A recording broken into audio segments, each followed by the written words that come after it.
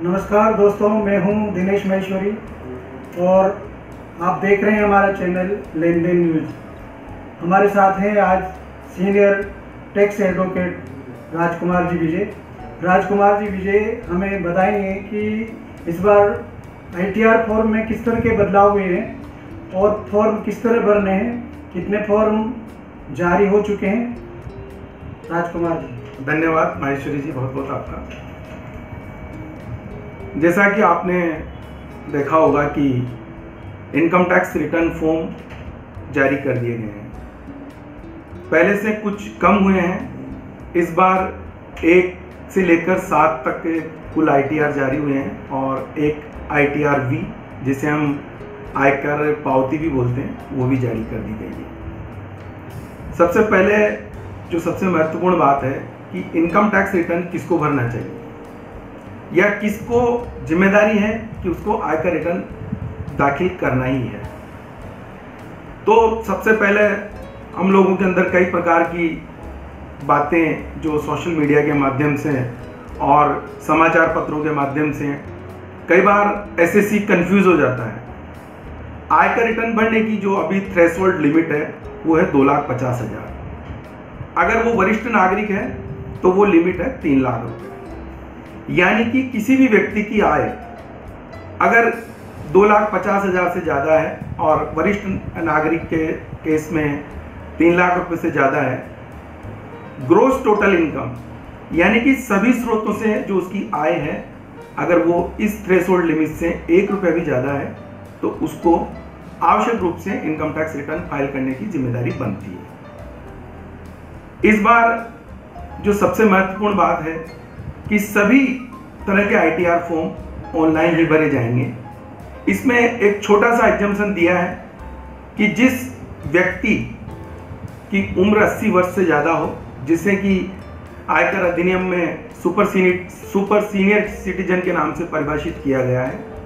अगर 80 वर्ष से अधिक का व्यक्ति, उसकी आय अगर किसी प्रकार की कोई रिफंडेबल नहीं है और वो 5 लाख से कम है तो वो पेपर पे रिटर्न आयकर कार्यालय में जाकर दाखिल कर सकता है।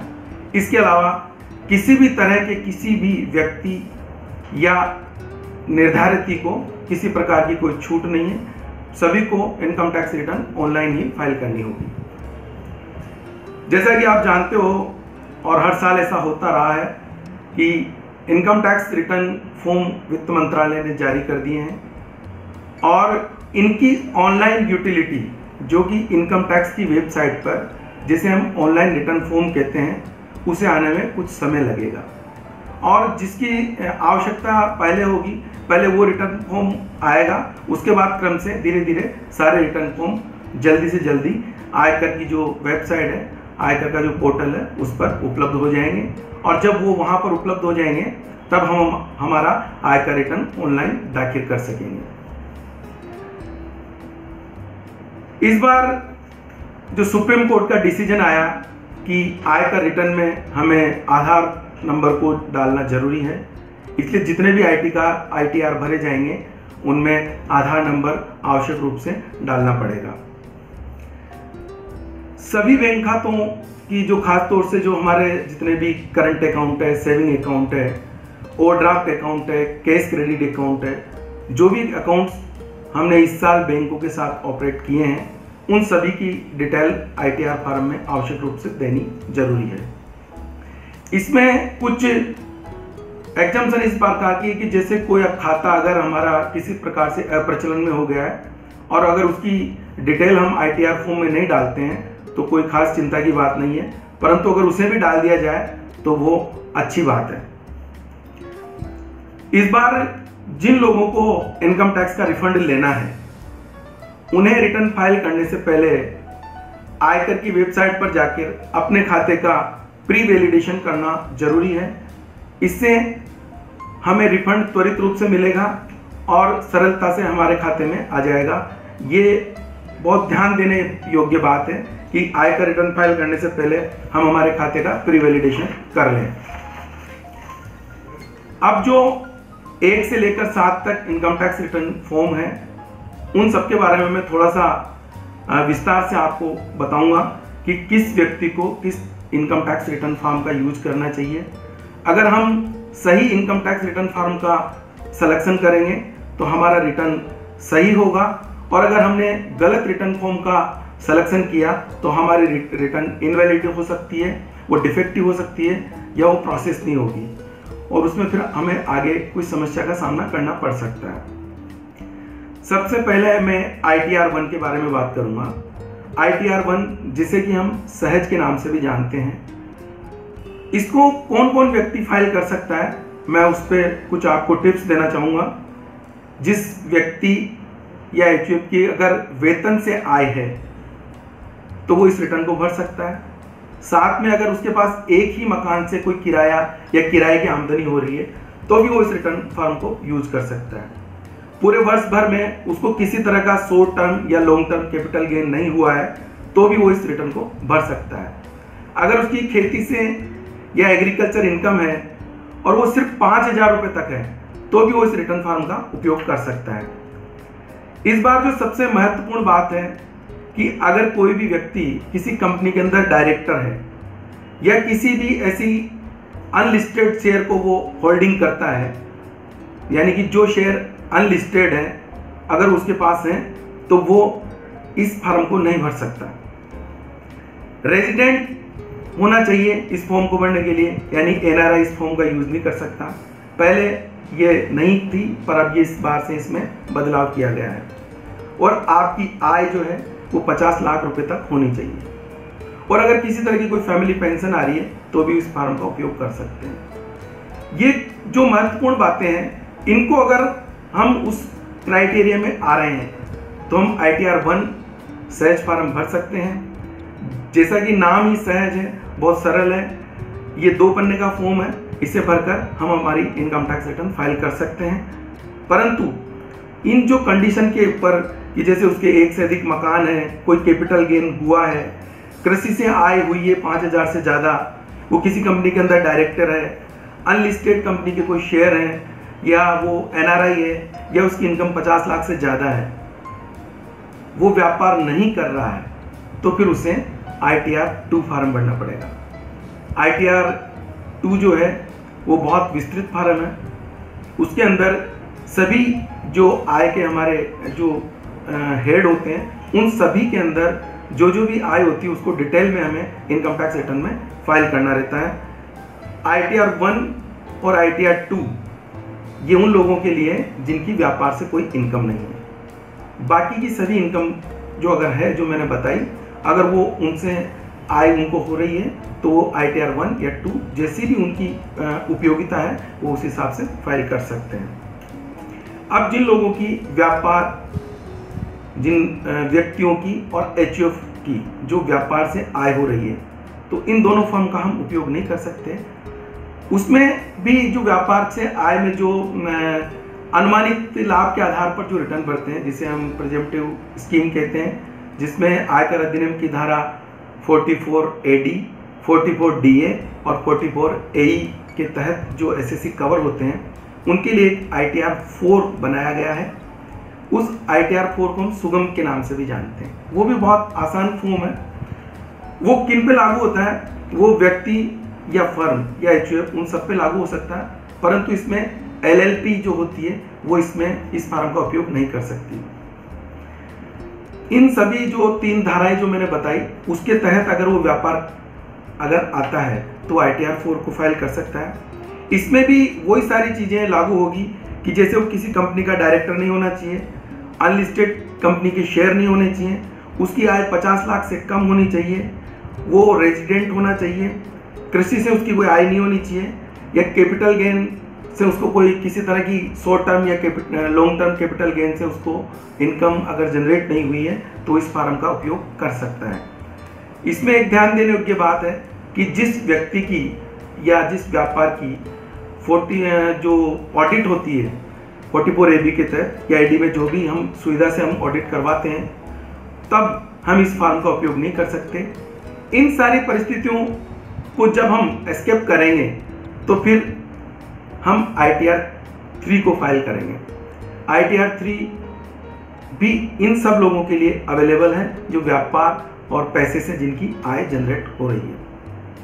अब इसमें ध्यान देने योग्य बात यह है कि ये जो भी कंडीशन मैंने ऊपर बताई, इन कंडीशन में अगर वो उस क्राइटेरिया में आ रहा है और इन शर्तों का उसको पालन करना है तो फिर उसे ITR 3 फाइल करना है।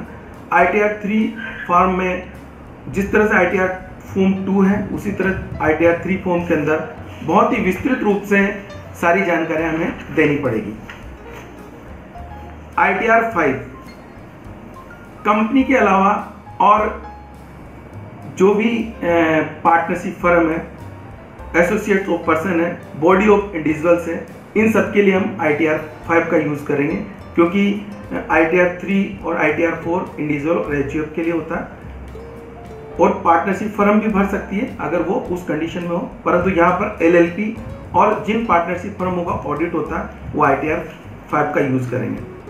ITR 6 और 7 ये दोनों कंपनी से रिलेटेड है और भारतीय कंपनी अधिनियम के तहत जो कंपनियां विभिन्न अलग अलग शर्तें होती है जिनको कुछ एग्जम्पशंस मिली हुई रहती है वो ITR 6 का यूज़ नहीं कर सकती है, वो 7 करना रहता है और बाकी जो कंपनीज होती है वो ITR 6 का उपयोग करती है। अब इस वर्ष जो वित्तीय वर्ष 18-19 और असेसमेंट ईयर 19-20 2019-20 में जो आयकर रिटर्न्स में जो प्रमुख चेंज किए हैं मैं उस पर कुछ प्रकाश डालना चाहूँगा। इसमें जो सबसे महत्वपूर्ण बात है कि आयकर विभाग पिछले काफ़ी समय से इस विषय पर अपनी गहन अध्ययन कर रहा था कि बहुत सारे जो एसएससी हैं वो एग्रीकल्चर इनकम दिखाते हैं और उसके माध्यम से वो अपनी कैपिटल जनरेशन करते हैं। आयकर विभाग ने उसका एक बहुत ही बड़ा अच्छा हल निकाला है। इस बार उन्होंने आयकर रिटर्न फॉर्म सभी रिटर्न फॉर्म में ये एप्लीकेबल कर दिया है कि जिस व्यक्ति की या जिस HUF की या किसी की भी जो एग्रीकल्चर इनकम है वो 5 लाख रुपए से अधिक है तो उसमें महत्वपूर्ण जानकारियां SEC से मांगी गई है। सबसे पहले उसमें मांगा है कि जो आपकी कृषि भूमि है वो किस जिले पे है और उसका पिन कोड नंबर क्या है। उस कृषि भूमि का माप एकड़ के अंदर कन्वर्ट करके हमें रिटर्न के अंदर बताना होगा और साथ में ये भी बताना होगा कि वो जो कृषि भूमि है वो सिंचित है या असिंचित है, यानी कि उसको अगर सिंचाई करके अगर उसमें फसल का उत्पादन किया है या वो सिर्फ वर्षा के ऊपर ही डिपेंड है, उन दोनों स्थितियों में उसमें हमें आयकर रिटर्न में दर्शाना होगा। और जैसा कि आप समझ सकते हैं कि इसका सीधा सीधा मतलब ये है कि आयकर विभाग के पास ये जानकारी स्वतः ही अपने आप स्वनियंत्रित हो जाएगी कि जो आयकर रिटर्न के अंदर जो एग्रीकल्चर इनकम बताई है वो सही है या वो गलत हो सकती है। इसके अलावा जो भी कंपनी के अंदर कोई व्यक्ति डायरेक्टर है या कोई अनलिस्टेड कंपनी के शेयर्स हैं तो उसके लिए सहज और सुगम रिटर्न फॉर्म अवेलेबल नहीं है। उसके लिए ITR 2 या ITR 3 इनकम टैक्स डिपार्टमेंट ने नोटिफाई किए हैं। अब उसके अंदर उस पूरी जो आप किसी कंपनी के अंदर डायरेक्टर हैं तो उसकी आपको पूरी डिटेल डालनी पड़ेगी, कंपनी का नाम, कंपनी का पता, उसका जो पैन नंबर है वो, प्लस आपका DIN नंबर जो कि डायरेक्टर आइडेंटिफिकेशन नंबर होता है वो उसके अंदर अपने डालना होगा। अनलिस्टेड कंपनी के शेयर हैं तो उसमें पूरी एक विगत बनानी होगी, कितने शेयर है, कब खरीदे, कितनी बाजार वैल्यू, वो सारी चीज़ें उस रिटर्न फॉर्म के अंदर एक टेबल के माध्यम से हमें देनी होगी। इससे भी एक सीधा सीधा डिपार्टमेंट का इंटेंशन ये है कि जितनी भी सेल कंपनीज है उनके माध्यम से जो अवैध फाइनेंशियल तरीके से फाइनेंशियल एक्टिविटीज़ होती है उसे रोक लगाना डिपार्टमेंट का उद्देश्य है और उसके माध्यम से सारी जो जानकारी है ITR रिटर्न फॉर्म में मांगी गई है उससे हमें, जब हम वो जानकारी उस रिटर्न फॉर्म में देंगे तो हमें सोच समझ के सारी जानकारी देनी होगी। तीसरा जो मुख्य बदलाव है रेजिडेंट और नॉन रेजिडेंट में, हमें पहले आयकर रिटर्न में सिर्फ ये बताना होता था कि हम रेजिडेंट है या नॉन रेजिडेंट है। अब उसकी एक पूरी एक कॉलम बनाया कि आप रेजिडेंट किस तरह से हैं, नॉन रेजिडेंट किस तरह से हुए, उसका जो पूरा क्राइटेरिया है जो लोग के अंदर प्रेस्क्राइब्ड है उसके पूरे कॉलम्स बनाए हैं और उस कॉलम्स के हिसाब से हमें टिक करके ड्रॉप डाउन लिस्ट से ये तय करना होगा कि हम NRI है या रेजिडेंट ऑफ इंडिया है। पहले भी रिटर्न के अंदर जो सैलरी का जो एक ब्रेकअप पहले भी मांगा गया था कि जो हमें सैलरी में जो परकिटीज वगैरह होती है उसका ब्रेकअप पूरा मांगा गया था, हमें क्या क्या डिडक्शन है पूरा पिछली बार भी मांगा गया था। इस बार जो रिटर्न फॉर्म में जो सबसे महत्वपूर्ण बदलाव किया है वो किया है कि जो 40,000 रुपये का स्टैंडर्ड डिडक्शन जो सैलरी पे जो वेतन की आय पर मिलेगा उसे एक अलग कॉलम में दिखाना होगा। यहाँ पर बहुत बड़ा कंफ्यूजन एसएससी के अंदर ये है कि स्टैंडर्ड डिडक्शन तो 50,000 रुपये है, तो आपको यहाँ विशेष रूप से ध्यान रखना पड़ेगा कि जो 50,000 रुपये का स्टैंडर्ड डिडक्शन है वो 1 अप्रैल 2019 से शुरू होने वाले वित्तीय वर्ष के लिए अवेलेबल है। अभी आपको सिर्फ 40,000 रुपये का स्टैंडर्ड डिडक्शन ही मिल सकेगा। इस बार जो अदर सोर्सेज से जो इनकम है उस पर ITR 2 के अंदर खास तौर से फोकस किया है कि जो अदर सोर्सेज की आप इनकम है वो कहाँ से जनरेट हो रही है। जो स्पेशल रेट्स जो होती है जैसे क्रॉसवर्ड पजल्स वगैरह की जो इनकम होती है, जो गुड़ दौड़ और उसमें जो जीती जाती है, लॉटरी की जो इनकम होती है, उनके साथ साथ बहुत सारी इनकम जो इंटरेस्ट वगैरह की इनकम है उसको भी अलग से उन्होंने कॉलम्स अलग अलग बनाए हैं। हमें उसको उस इनकम को सही जगह पर वहाँ पर दर्शाना होगा। इसमें एक खास बहुत जो रुचिकर सब्जेक्ट है कि जब आयकर की स्क्रूटनी होती थी तो कई बार ये देखने को मिलता था कि जो आयकर रिफंड हमें पिछले वर्ष में प्राप्त हुआ उस पर आयकर विभाग हमें ब्याज भी देता है और उस ब्याज को हम दर्शाना भूल जाते थे, और जब स्क्रूटनी असेसमेंट होता था तो वो ब्याज हमारे इनकम में जोड़कर उस पर टैक्स और इंटरेस्ट वसूला जाता था। इस बार इनकम टैक्स रिटर्न में ये स्पेशली कॉलम जोड़ा गया है कि अगर आपको आयकर रिफंड मिला है तो उस पर आपको कितना ब्याज मिला वो आप यहाँ दिखा दीजिए। तो उससे जो सबसे ज़्यादा अच्छा फायदा होगा वो ये होगा कि हम वो गलती नहीं कर पाएंगे। पिछली बार ITR जो 4 था जिसे हम सुगम के नाम से जानते हैं उसमें हमारा GST नंबर और GST के अंदर जो भी हमारी आउटवर्ड सप्लाई थी, मतलब जो भी हमने सेल किया था, जो भी हमें सप्लाई की थी सर्विसेज गुड्स, उन सब का टोटल उसमें मांगा गया था। इस बार जितने भी व्यवसाय से रिलेटेड रिटर्न है, चाहे वो ITR 3 हो, 4 हो, 5 हो, 6 हो, उन सब के अंदर हमारा GST नंबर 1 या 1 से अधिक हो वो दर्शाना होगा, और उसी के साथ उसमें जो टोटल टर्नओवर हुआ सप्लाई का, जिसमें हमारी सर्विसेज भी हो सकता है, हमारे गुड्स भी हो सकते हैं या हमारी अदर सप्लाईज भी हो सकती है, वो सारी का हमें कंसोलिडेट करके एक टोटल बताना होगा अलग अलग GST नंबर पे। उससे इनकम टैक्स डिपार्टमेंट को ये सहूलियत रहेगी कि आपका टोटल टर्नओवर जो आपने इनकम टैक्स रिटर्न में दिखाया है और जो आपका टोटल टर्नओवर आपके GST के माध्यम से हुआ है, अगर उसमें किसी प्रकार का अंतर है तो उस अंतर को देखा जाएगा कि वो किस तरह का अंतर है, और उसी आधार पर हमारे रिटर्न को स्क्रूटनी के लिए सेलेक्ट किया जा सकता है और उसकी जांच पड़ताल की जा सकती है। तो ये सबसे महत्वपूर्ण बात है कि हम इनकम टैक्स रिटर्न भरने से पहले हमारे GST में जो भी पूरे देश के अंदर जो हमारे अलग अलग GST नंबर हो सकते हैं या सिर्फ एक ही GST नंबर हो सकता है, उन सबके टर्नओवर को हम कंसोलिडेट करके चेक कर लें कि जो इनकम टैक्स की जो रिटर्न फाइल कर रहे हैं उसमें वो टर्नओवर दोनों का समान होना चाहिए। डोनेशन हम देते हैं, विभिन्न प्रकार का डोनेशन देते हैं। इस बार उसकी भी एक अलग से टेबल बना के इनकम टैक्स रिटर्न फॉर्म्स में सभी में इसको इंसर्ट किया है, और जिसको भी हमें जो हमने दान के रूप में राशि दी है वो कितना एप्लीकेबल है, 100% है, 50% है, कितना एलिजिबल है, वो बताने के साथ साथ हमें उसमें महत्वपूर्ण जानकारियाँ भरना जरूरी किया गया है, जिसमें जिसको हमने दान दिया है, जिसने दान प्राप्त किया है, उसका नाम, पता और उसका पैन नंबर। साथ ही उसमें डिटेल ये भी डालनी जरूरी है कि हमने नगद में दान दिया है या चेक से दिया है, और जैसा कि आप जानते हैं कि नगद में दान कब दे सकते हैं, कब नहीं दे सकते, वो सारा आपने पिछले बार ही लोगों के अंदर प्रोवाइड कर दिया था। तो अगर गलती से आपने अगर नगद में डोनेशन दिया है तो आप उस छूट के लिए एलिजिबल नहीं हो पाएंगे, ये उसमें बदलाव किया है। जो अनुमानित लाभ में जिसमें 44 AE जो गुड्स कैरिज का काम करते हैं उनके लिए है, 44 AD जो व्यापार करते हैं उनके लिए है, और 44 DA जो प्रोफेशनल है, जो स्पेशल कैटेगरी के अंदर प्रोफेशनल होते हैं जैसे डॉक्टर्स, इंजीनियर, उन सब के लिए जो है।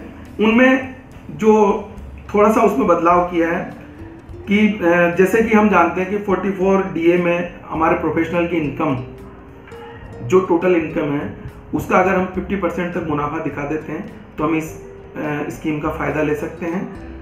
अगर हम व्यापार करते हैं और पूरी तरह से व्यापार हमारा अगर चेक या इलेक्ट्रॉनिक क्लियरिंग के माध्यम से अगर होता है तो उसमें हमें 6% लाभ देना होता है, और अगर केस में किया तो उसमें 8% लाभ हमें दर्शाना होता है।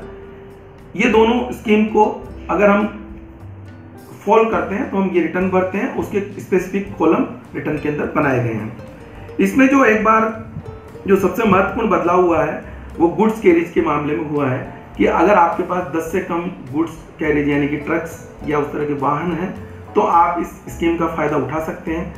अब इसमें सबसे महत्वपूर्ण बात, जो ट्रांसपोर्ट व्यवसाय को एक तरह से बहुत कह सकते हैं कि उनको पैनिक हो सकता है इसमें, कि अगर आपका ट्रक या गुड्स कैरेज 12 टन पासिंग है तो आपको 7,500 रुपये पर मंथ के हिसाब से उसका आपको प्रॉफिट दर्शाना है, शुद्ध मुनाफा जो टैक्सेबल इनकम के रूप में जाना जाएगा। अगर वो जितने भी महीने चलेगा और जितने भी आपके पास ट्रक होंगे उसमें मल्टीप्लाई होकर आपका इनकम बन जाएगी। परंतु अगर उससे आपका 12 टन से ज़्यादा अगर आपका जो लोडिंग व्हीकल है अगर वो पासिंग है तो फिर बहुत बड़ी समस्या है, क्योंकि प्रति टन 1,000 रुपये के हिसाब से हमें भुगतान करना पड़ेगा।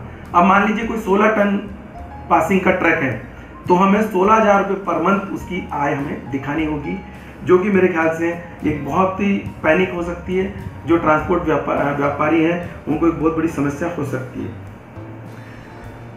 अंतिम तिथि के बारे में मैं कुछ बताना चाहूँगा कि जो लोग जिनके खातों की ऑडिट नहीं होती है 44AB या 44AD, उनकी अंतिम तिथि 31 जुलाई है। कंपनी और ऑडिट जिनकी होती है उन सभी की लास्ट डेट 30 सितंबर है। ये ध्यान देने योग्य बात है कि सभी की लास्ट डेट 31 जुलाई है और जो कंपनी या जिनकी ऑडिट होती है वो सब SSC 30 सितंबर तक अपना रिटर्न बिना किसी पेनल्टी या उसके भर सकते हैं। अब इसमें भी एक बहुत बड़ी समस्या है कि अभी रिटर्न फॉर्म जारी कर दिए गए हैं, इनको ऑनलाइन यूटिलिटी पर आने में अभी समय लग सकता है। जैसा कि पिछली बार बहुत विलंब हुआ, इस बार भी हो सकता है विलंब हो सकता है। और TDS की रिटर्न की लास्ट डेट है 15 मई। जो 15 मई तक सभी की TDS की जो मार्च की जो TDS की रिटर्न हो 15 मई तक भरी जाएगी। 15 मई के बाद 10 दिन उस डाटा को ऑनलाइन होने में लगता है, तो लगभग 25 मई तक हमारा जो TDS कटा है विभिन्न जगह पर वो हमारे पोर्टल पर शो होगा। यानी कि हम 25 मई से पहले रिटर्न भरने में कहीं ना कहीं रूप से तकलीफ में हो सकते हैं, क्योंकि हो सकता है हमारा TDS कटा हमारी जानकारी में नहीं हो तो हमारी रिटर्न 25 मई से पहले भरने में थोड़ी सी तकलीफ हो सकती है। और रिटर्न फॉर्म्स भी अभी अवेलेबल नहीं है, तो कहीं ना कहीं जो रिटर्न की जो लास्ट डेट 31 जुलाई है वो थोड़ी सी कम है। पिछली बार भी 1 महीना बढ़ाकर 31 अगस्त किया गया था। मेरा इसमें सुझाव है CBDT को और वित्त मंत्रालय को कि रिटर्न की डेट अगर ऑडिट की रिटर्न की डेट के बाद यानी कि 30 सितंबर के बाद 31 अक्टूबर रखी जाए तो सभी जो वेतनभोगी करदाता हैं, जो छोटा व्यापार करते हैं, जो करदाता हैं, उनको बहुत अच्छी राहत मिलेगी।